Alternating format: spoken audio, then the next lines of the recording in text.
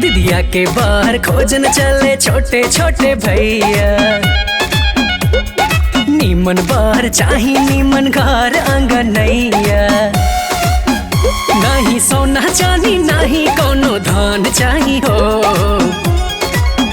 दीदी नंबर 1 त जीजा नंबर 1 चाही हो। दीदी नंबर 1 त जीजा नंबर 1 चाही हो।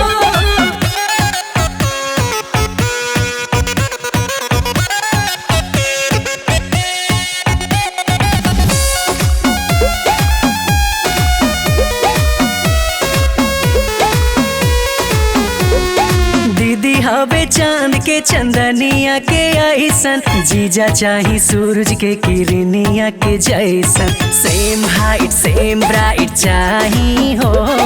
दोनों के चेहरा पे लाइट चाही हो। सीधा साधा सुशील निर्मल मान चाही हो। दीदी नंबर 1 त जीजा नंबर 1 चाही हो। दीदी नंबर 1 त जीजा नंबर 1 चाही हो।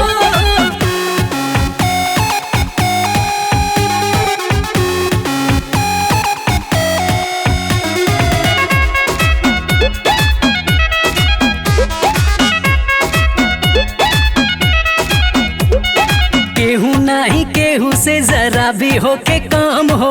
दोनों जन के जोड़ी हमनी के जाए जाम हो।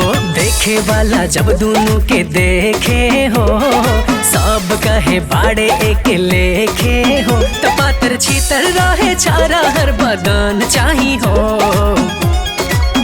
दीदी नंबर 1 त जीजा नंबर 1 चाही हो।